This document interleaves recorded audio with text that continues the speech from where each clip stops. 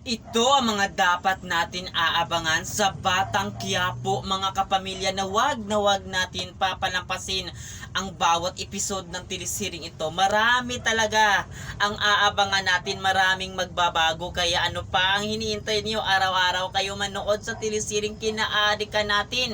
Itong si Olga, dito talaga siya na mapatay itong si Tanggol para makapagiganti siya dito kay Ramon.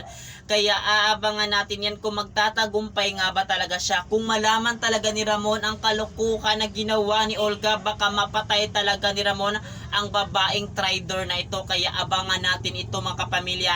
Itong si Tanggol ay maghihiganti siya sa mga taong ng api, nagmaliit sa kanya at sumira sa kanang buhay, lalo na itong si Rigor at si David. Kaya aabangan natin yan kung paano nga ba talaga ay may respect dito sa Tanggol sa mga taong ng api sa kanya. Kaya ang lahat ng ito ay aabangan natin.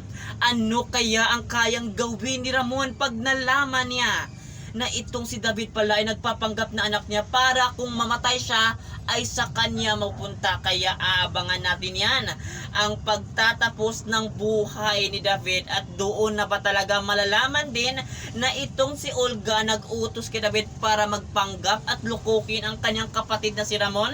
Kaya ang lahat ng ito, mga kapamilya, aabangan natin, kasi paganda na talaga ang mga pangyari ng telesiring ito, na yan lahat ay wag natin papanampasin. For more updates, mga kapamilya, lagi lang kayo makatutok sa telesiring ito. Thank you!